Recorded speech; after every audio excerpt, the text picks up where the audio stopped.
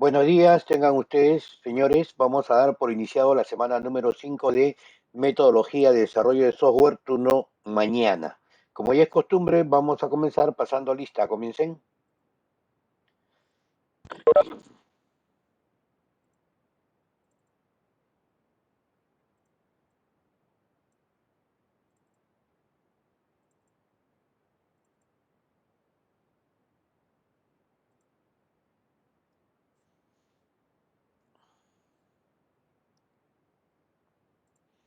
Listo. Hoy ya vamos a comenzar ya en sí todo lo que corresponde, ojo, todo lo que corresponde a lo que nosotros conocemos como metodologías, ¿no? Y dentro de ellas vamos a ver lo que son las metodologías clásicas, cuántas metodologías clásicas hay desde el punto de vista principal, porque hay varias en realidad. Y después de esto vamos a ver aquellas metodologías ágiles, ¿no? Vamos a ver cuáles son sus ventajas, cuáles son sus desventajas.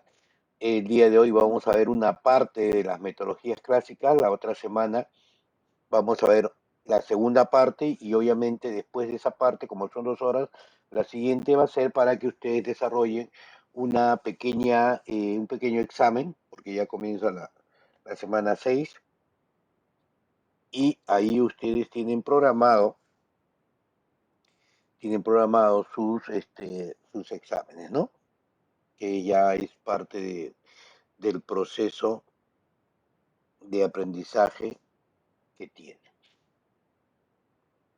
Bueno, ya hemos visto lo que es una metodología, ¿correcto?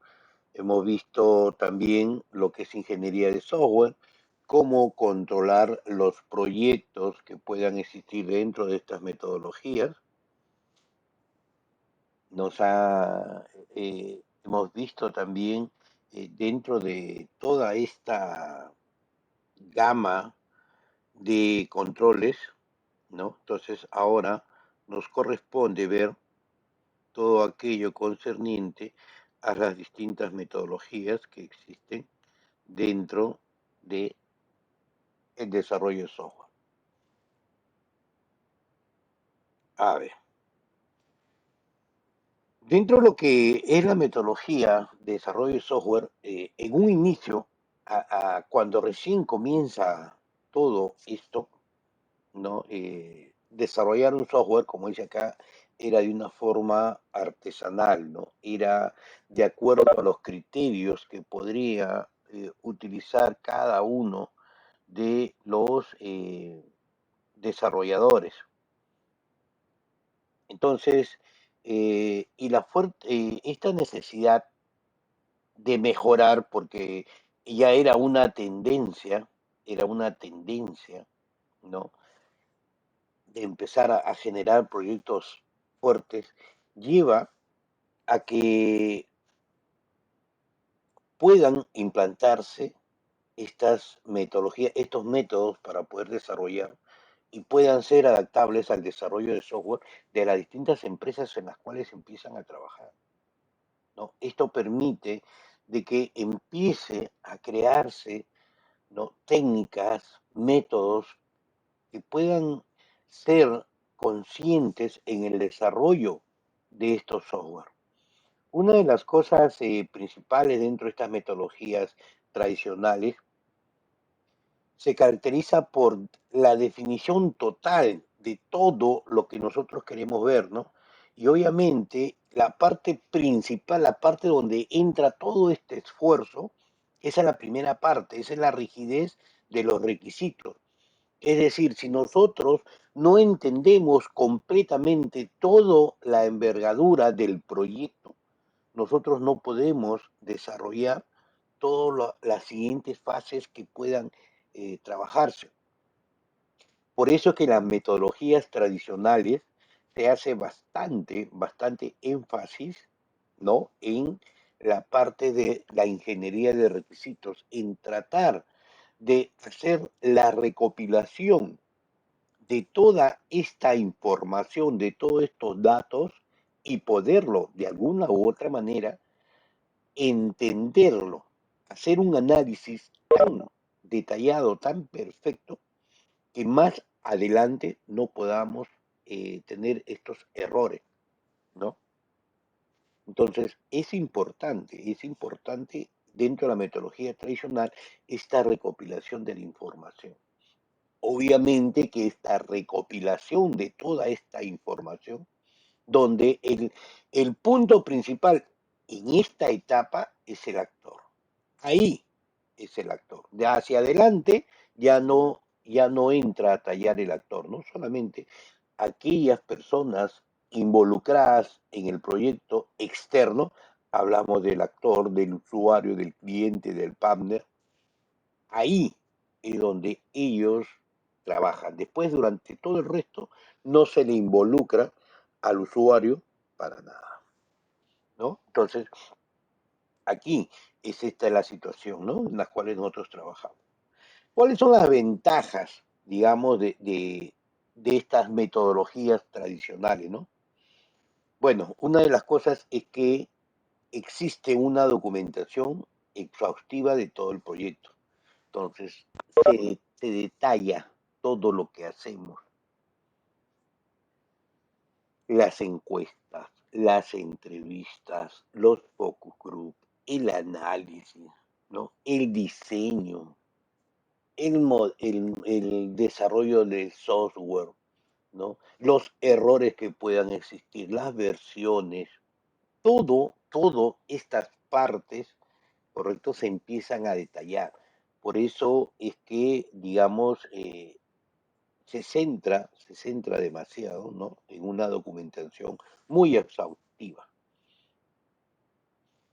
Adicionalmente a esto se lleva un plan del proyecto, es decir, empezamos a generar nuestras actividades y debemos ser rigurosos con los tiempos, como ya veníamos hablando, ¿no? Los famosos diagramas de Gantt, en las cuales yo voy a colocar qué actividades se van a realizar, en qué fecha están programadas realizar esas actividades y quiénes son los responsables y los resultados que se deben obtener, ¿no?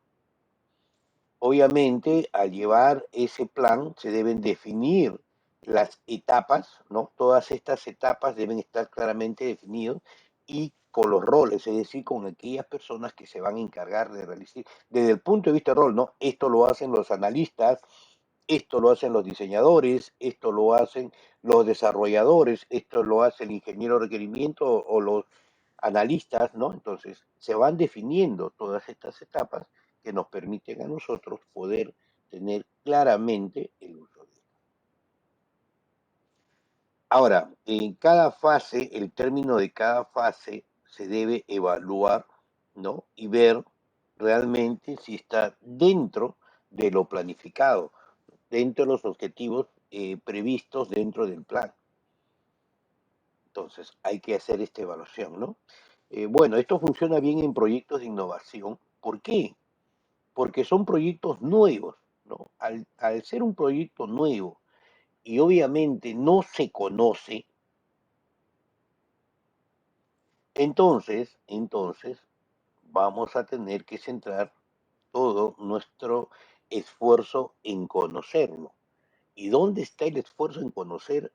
En el requerimiento y en el análisis, ¿correcto? Entonces, cuando un proyecto es nuevo, es un proyecto de innovación, un proyecto que no hemos realizado jamás, entonces una metodología tradicional es muy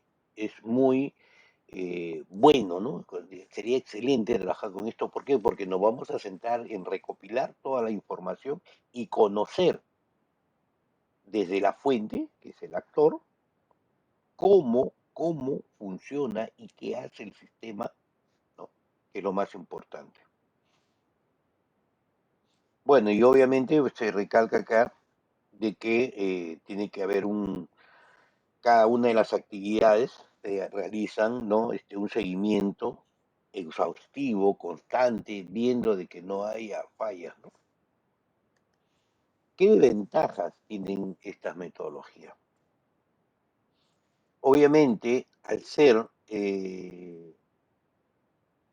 muy exhaustivos, si dentro de algunos de las fases se encuentra, ¿no?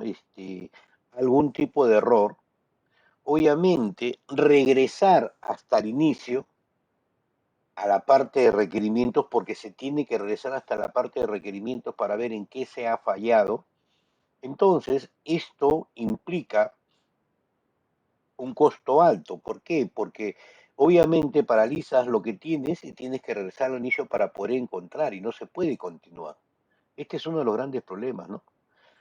Otro de los problemas es que en esta metodología tú tienes que ejecutar las etapas de arriba hacia abajo. No puedes trabajar, digamos, el diseño o la codificación, vas avanzando a la codificación, no, ¿no? Entonces, primero terminas uno, después de acabar eso, continúas con la siguiente etapa, no puedes faltar, ¿no? Ese es uno de los grandes problemas de esta metodología.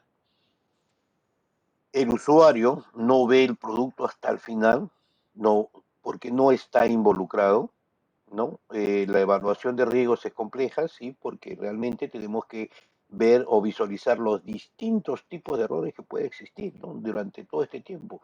Falta de equipos de cómputo, falta de inversión, no tengo personal o el personal que va a trabajar con el software no está calificado, ¿no? Y al final eh, tiene que el cliente, una de las cosas dentro de este proyecto es que el cliente tiene que tener esa capacidad de poder describir, ¿no? A nosotros cómo funciona este proyecto, o perdón, lo que ellos quieren implementar. O sea, nosotros recolectamos, nosotros recogemos lo que ellos nos dicen, ¿correcto? Entonces ellos nos dicen, mira, nosotros queremos esto, nosotros lo queremos así. Ajá, perfecto. Entonces, ellos deben decirnos desde su punto de vista, ¿no? Cómo debe o qué es lo que hace. Adicionalmente a eso, nosotros debemos tratar de entender lo que realmente ellos nos dicen, porque ellos lo ven, como hemos dicho, que cada uno mira las cosas de distinta forma. Entonces nosotros debemos evaluar y el cliente, en este caso el actor, debe tener esa capacidad de podernos decir, esto es así, ¿no? O sea, no solamente uno, de repente tenemos tres, cuatro, imagínense que los cuatro nos hablen cosas distintas con respecto a eso, ¿no? Entonces, acá viene la presión constante hacia ellos, ¿no?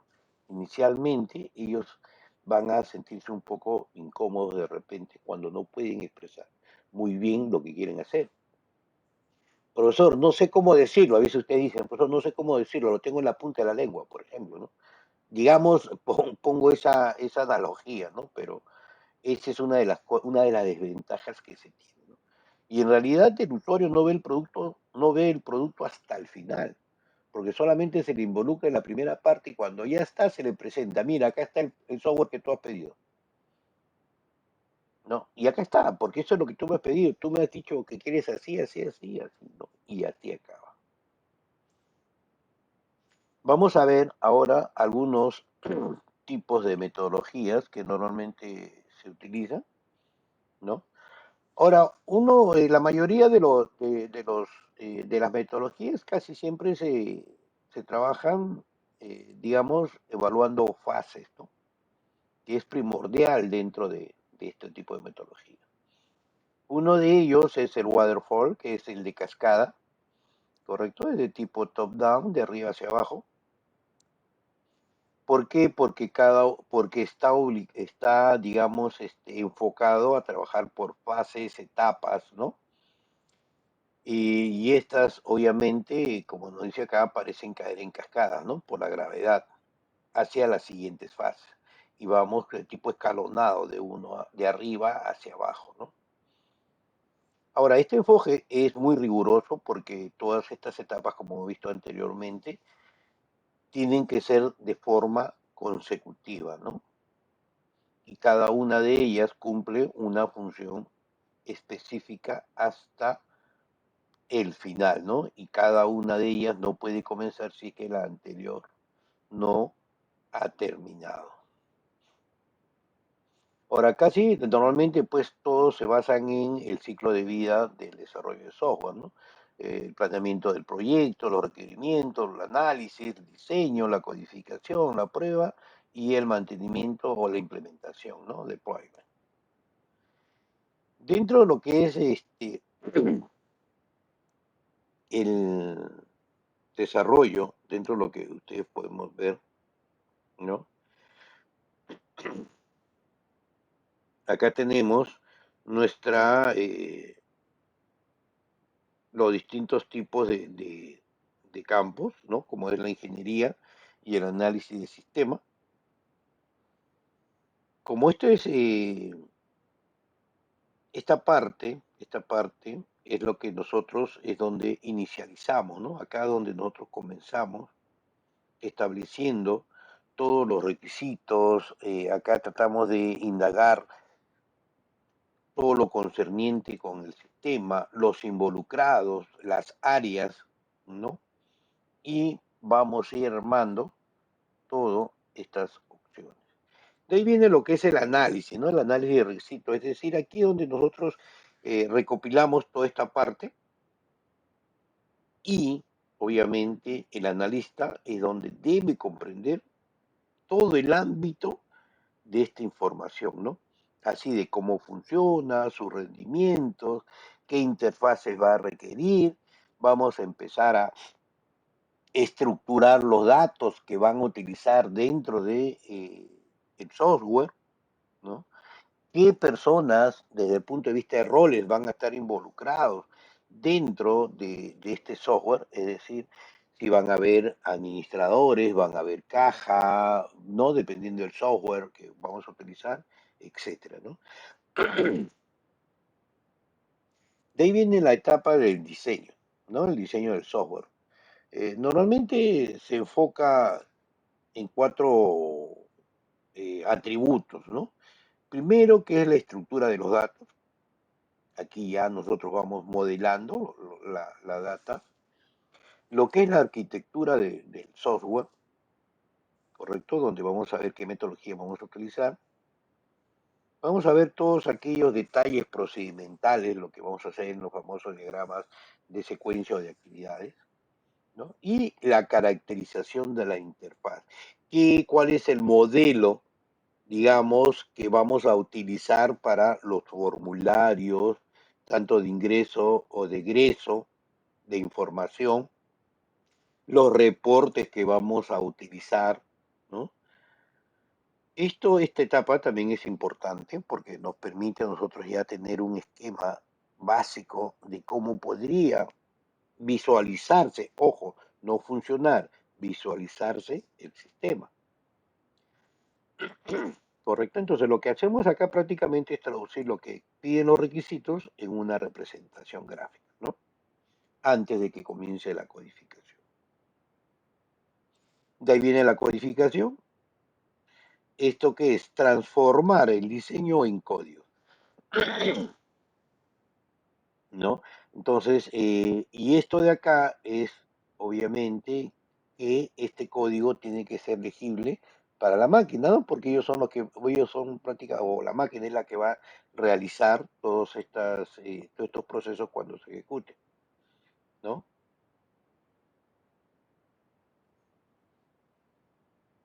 Y de ahí viene la etapa de la prueba.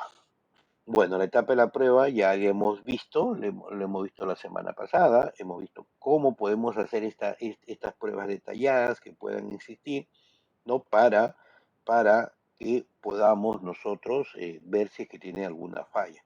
Y obviamente la prueba se centra en la lógica interna del software, ¿correcto? Ver que realmente esté haciendo lo que se ha pedido. Y nosotros debemos realizar pues las pruebas, ¿no? Tanto de ingreso y ver realmente los resultados que realmente se requieren. Mantenimiento. Bueno, después que se hace la entrega del software, ¿no? Obviamente pueden existir algunos cambios, algunas mejoras que puedan existir, ¿no? Entonces, y por ahí se pueden encontrar pequeños errores de adaptación o porque ha habido actualización de hardware o algo por el estilo. Entonces, a esta etapa de estas pequeñas modificaciones se les conoce como mantenimiento. Ahora, todo cambio de software, ojo, cuando un software ya está terminado, acuérdense esto, cuando el software ha sido terminado y ya ha sido entregado, o sea, ya está implementado, ya se hizo las pruebas necesarias y ya está siendo utilizado por el usuario y empiezan a realizarse modificaciones, actualizaciones, adaptaciones a este software, ya este software ya no es el original, ya no es la versión 1, ¿correcto? Entonces nosotros debemos ir actualizando las versiones. Ya sería la versión 1.1 o 1.01, ya es cuestión de cómo ustedes puedan declarar. Y también tiene que ser documentada esta parte, ¿no? Entonces es importante que deban conocer esto, ¿no? Estos cambios que ustedes realizan, estas adaptaciones, ojo, no estamos hablando de algunas fallas por el proyecto inicial, ¿no? Si es por el proyecto inicial, esas sí no se tienen que, solamente se escriben, pero no lo trabajamos como un release.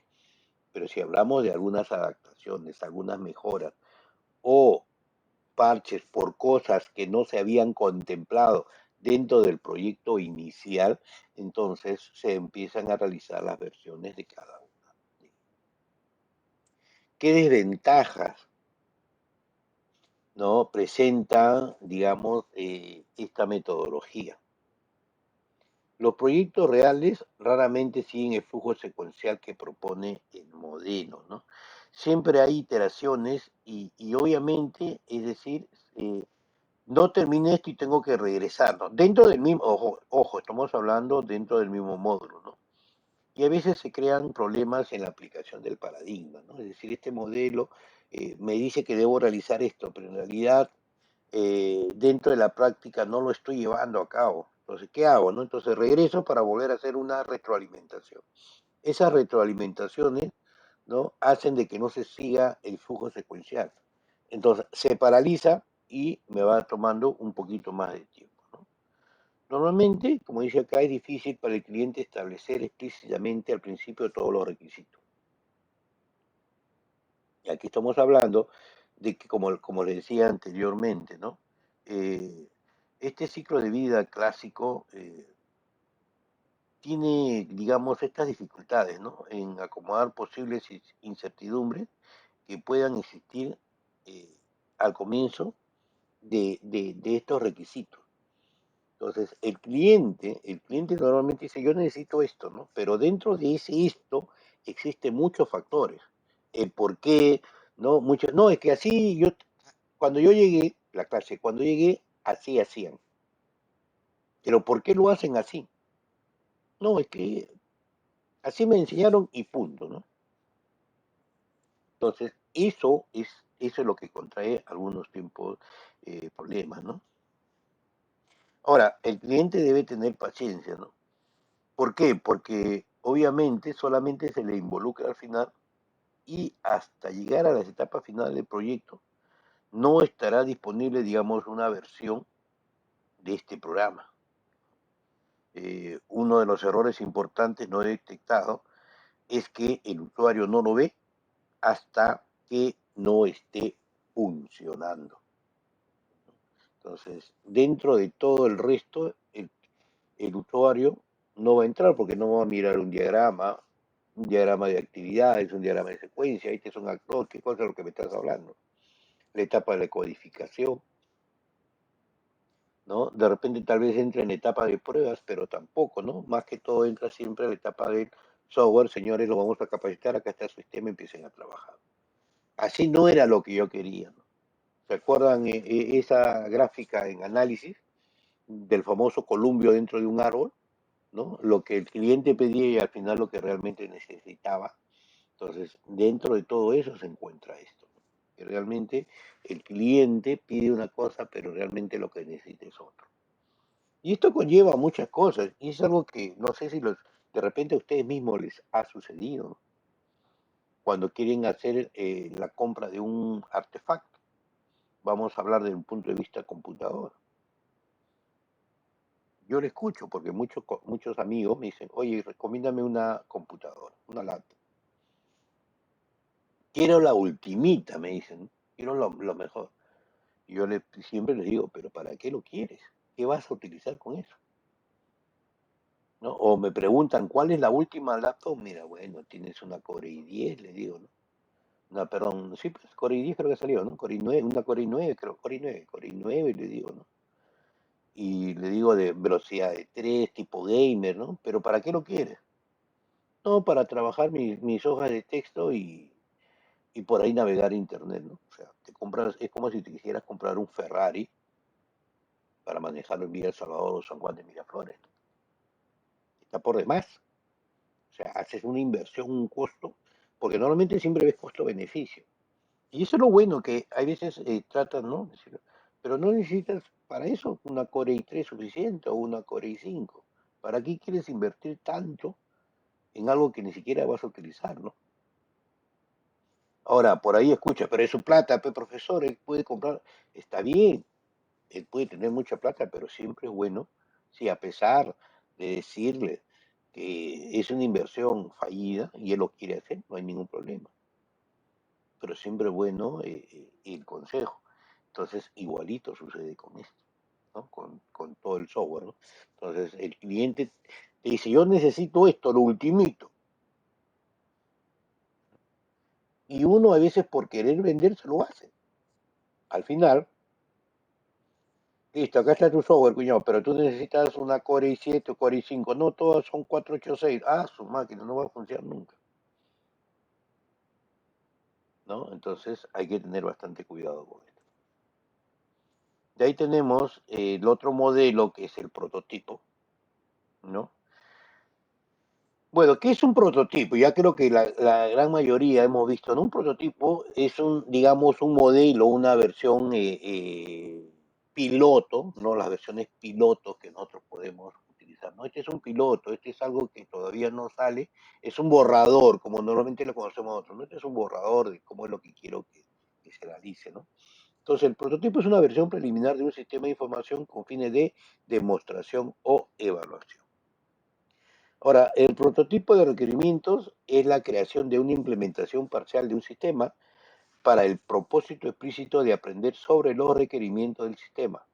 Ojo, esto se construye de una manera rápida. O sea, más que todo, uno de las partes primordiales de este prototipo es que lo manejamos más en la etapa del diseño, ¿no? Entonces lo que hacemos es un modelado rápido, nosotros lo diseñamos rápidamente, no entra casi nada de codificación desde el punto de vista de la lógica, ¿no? Entonces, lo que sucede es de que podemos armar todo un software, un sistema, pero, por ejemplo, con las pantallas de login, yo le pongo clic a aceptar sin necesidad de cargar nada y me muestra el menú. Voy accesando a los menús y me siguen mostrando las pantallas y cuáles son los contenidos que tienen, ¿no? Entonces, esta es una forma de poder tener, digamos, de ver cómo está el sistema, ojo, no de cómo está funcionando, ¿correcto? Porque entrar ya a codificación, entonces eso va a involucrar bastante, ¿no? Esto está dado más para los usuarios, los clientes, ¿no? O aquellos que van a representar para que puedan experimentar, puedan poder visualizar qué cosa es lo que tienen, qué cosa es lo que ellos están solicitando, y desde algún punto de vista poder retroalimentar, ¿no? Sobre todo aquello que les ha gustado y los que no les gustó.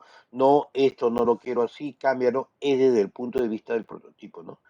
Entonces, y obviamente todo esto se va capturando en la documentación, ¿no? Y se van haciendo los cambios de acuerdo a los requisitos, a los requerimientos que ellos han solicitado.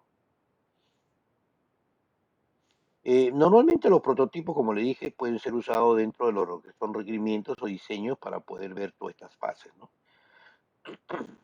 Y bueno, estos prototipos eso ya no se utiliza, fueron utilizados bastante por la década del 90, ¿no? Y obviamente permitían poder trabajar y hacer una retroalimentación basada en esto, ¿no? Ahora, dentro de estos requerimientos, ¿no? Nosotros entrevistábamos al cliente y ellos le decían, aquí, ¿cómo quieren esto? Sí, sí, así es, ¿no? Y esta era prácticamente la respuesta que daban ellos, ¿no? Así, sí, sí, así es, ¿no? Y normalmente se veía toda la parte superficial, más no se veía la parte interior, ¿no? Además es un método menos formal de desarrollo, es prácticamente, como le podemos decir, algo rápido. Mira, así puede ser, claro, claro, ya te dicen, ¿no? Eh, este prototipo sí es una técnica que nos permite comprender las especificaciones porque directamente vamos a lo que realmente desea, ¿no? Estos prototipos pueden ser eliminados y cambiados constantemente, no hay ningún problema. Mira, te presento este, no me gusta, sí, cámbialo. Te presento otro, no me gusta, sí, cámbialo. Y constantemente estamos en cambios constantes, ¿no? Entonces no hay ningún problema con eso. Ahora, un prototipo también como imagen, si que es aceptado, puede ser utilizado como parte del proyecto plenar. ¿Por qué? Porque ya tengo toda la estructura del diseño, ¿no? Yo puedo, así como ustedes trabajan, por ejemplo, en .NET, yo puedo generar, o en Java, podemos generar todos nuestros formularios y los llamamos unos a otros, ¿no? Entonces nos dice, sí, señor, aquí queremos. Ah, perfecto, esto mismo lo sigo utilizando y empiezo a codificar sobre ello, ¿no? Ahora, ¿cuáles? Vamos a ver las ventajas y desventajas de utilizar este prototipo. Útiles cuando los requerimientos son cambiantes, ¿no? O sea, ¿por qué? Porque como esta se va viendo desde la parte de requisitos, desde la primera fase, entonces nosotros podemos ir adaptando, no como en cascada que tenemos que esperar hasta el final cuando empecemos viendo el diseño, ¿no? Entonces aquí sí es fácil. Cuando no se conoce bien la aplicación, también, ¿no? Vamos trabajando uno a uno. Cuando el usuario no se requiere comprender con los requerimientos, ¿no? O no se quiere comprometer con los requerimientos, perdón, simplemente te dice, ¿qué más? No sé, solamente hasta ahí conozco, más de eso no sé, ¿no? Entonces, obviamente, ahí podemos trabajar esto. Entonces, nosotros vamos sugiriendo, vamos mostrándole algunas cosas. Cuando se quiere probar una arquitectura o tecnología, vamos a trabajarlo, a ver, dentro de este servidor, cómo funciona, ¿no? Entonces, algo rápido, entonces se va viendo de que sí, sí se puede funcionar y puede ir trabajando. Y obviamente cuando se quiere rapidez en el desarrollo, ¿no? Porque desde la etapa de requerimiento de diseño ya tenemos la estructura para que cuando entremos a codificar ya no tengamos ningún tipo de problema en ese punto. ¿Cuáles son las desventajas? Bueno, en realidad, obviamente, como estamos cambiando constantemente, no se conoce cuándo se tendrá un producto aceptable, ¿no? No se sabe cuántas iteraciones serán necesarias. Es decir, esto ya modifica tal cosa, ya lo modifica, se lo... No, ahora quiero así, ahora cambia esto, ¿no? Entonces vamos a tener que estar constantemente en eso, ¿no? Y obviamente da una falsa ilusión al usuario sobre la velocidad del desarrollo porque cree que ya está acabado, ¿no? Que este prototipo se lo presentamos, ah, sí es, ya está tan rápido, ¿no? Y no saben que solamente es la parte de afuera, la carcasa.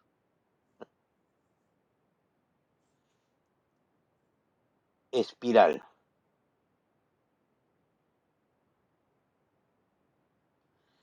A ver, el espiral toma las ventajas del modelo de desarrollo en cascada y el de prototipos, añadiéndole el concepto de análisis de riesgo, lo que normalmente nosotros hemos visto, ¿no? Además, esto se divide en cuatro actividades, lo que es la planificación, el análisis de riesgo, la ingeniería y la evaluación del cliente, ¿no? Esa es la parte primordial dentro de esto.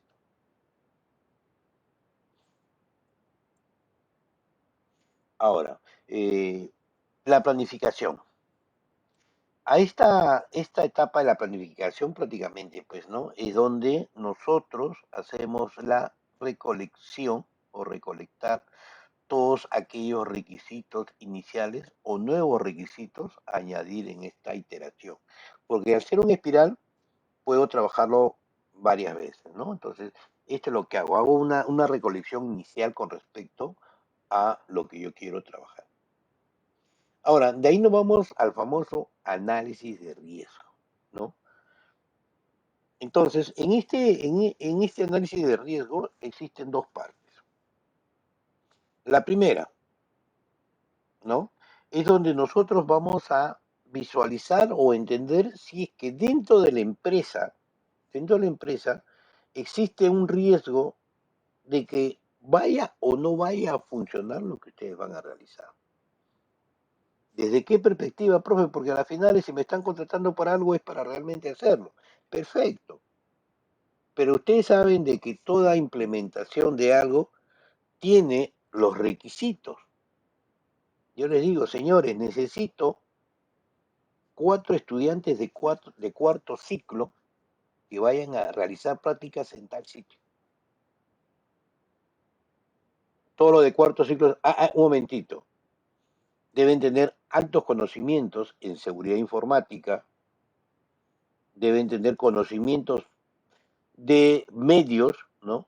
De uso de gestores de base de datos en Oracle y SQLite, por ejemplo, ya son requisitos que realmente nosotros no entendemos. Cumplimos la primera parte, somos estudiantes de cuarto ciclo, pero me están colocando ciertas cosas como base para poder realizar, ¿no? Entonces, ahí comenzamos con ciertas cositas. Ahora, no, estoy hablando de un punto de vista ficticio, no es que si tuviesen práctica, ese es obvio, ese es a ojo cerrado, ¿no? Entonces, igualito sucede, ¿no? A nosotros nos contratan por desarrollar algo, pero la planificación de esto, este análisis de riesgo viene en esto. Esto, como le dije anteriormente, ¿no? Tiene que ser instalado en un servidor, tiene que ser instalado en tal sitio.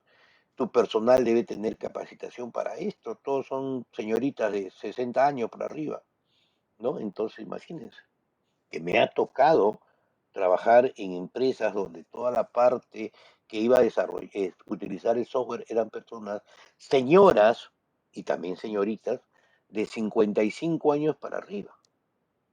Imagínense, ¿no? El gallinero se alborota, pero de todas maneras, ¿no? O sea, es riesgo. No le entran, o estoy hablando de la década del 90, ¿no? 90, casi finalizando el 90. Entonces, existe un riesgo. Y la otra contraparte es que basándonos en los requisitos, en lo que se ha planificado, de repente nosotros no tenemos la capacidad para poder desarrollar el software. Señores, nosotros queremos trabajar con este tipo de algoritmos. Son algoritmos exponenciales en las cuales nos permiten hacer cálculos porque esto va a trabajar con la NASA y necesitamos de que cada uno de ustedes tenga un conocimiento matemático, ¿no? Fuerte. No, no también hay un riesgo, ojo, también es un riesgo que nosotros no podamos trabajar. No sé cómo sería eso, ¿no? Entonces, es un riesgo, ojo. Entonces, también, ¿no? Ahí viene la siguiente parte. Bueno, ahí viene la parte de ingeniería. La parte de ingeniería, digamos, es en la que se empiezan a desarrollar estos prototipos basados en los requisitos obtenidos en la base, en la fase de la planificación, pues, ¿no? Ahí comenzamos al desarrollo, ¿no? Y obviamente después viene la evaluación del cliente, que es lo que él va a comentar, ¿no? Si está bien, está conforme, continuemos con el siguiente proceso. Entonces lo que hace nuevamente, volvemos a planificar, a ver la segunda parte, vemos el análisis de riesgo, si es que esa siguiente parte es factible poder realizarlo o no. Nuevamente volvemos a hacer ingeniería y empezamos a evaluar el proyecto y así continuamos, ¿no? Sucesivamente. Y normalmente, pues el ciclo de vida de esto se representa en forma de un bucle o en espiral, donde cada cuadrante es obviamente alguna de las fases que estamos especificando, estamos visualizando, ¿no? Y por cada fase que nosotros volvemos a retroalimentar, ganamos, pues, ¿no? La experiencia del caso y obviamente el proyecto va generando más madurez, ¿no? Con lo que se está pidiendo al inicio de este software.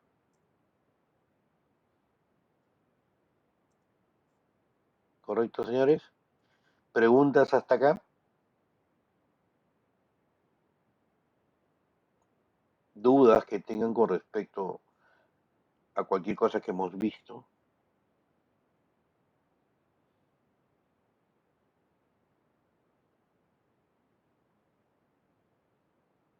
Dice, no, profe, cuando venga el examen ahí quiero ver.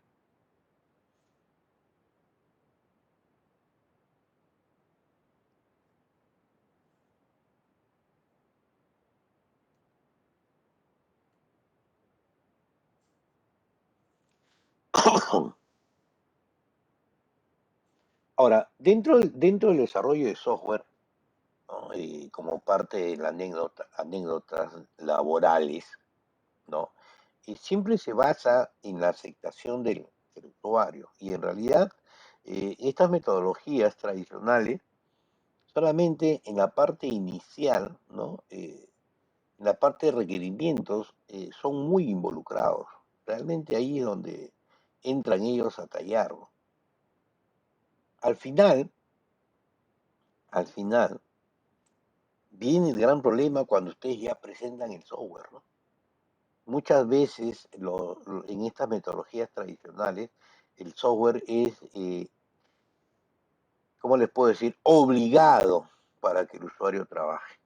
Así deben realizar y así tienen que hacerlo, ¿no? Y hay muchos software que han quedado en el camino. Porque obviamente si el usuario no está involucrado en el desarrollo del mismo, siempre va a tener un rechazo. Es primordial, ¿no? Porque ya lo vamos a ver en las metodologías ágiles, ¿no? De que el usuario esté comprometido en todo momento, ¿no? En todo momento, ¿por qué? Porque él es el que va a usar al final, ¿no? Entonces él se va a sentir contento y inclusive por ahí dirá, pues, ¿no? Yo ayudé a hacer el software, así no haya metido la mano, pero él ayudó desde un punto de vista, ¿no?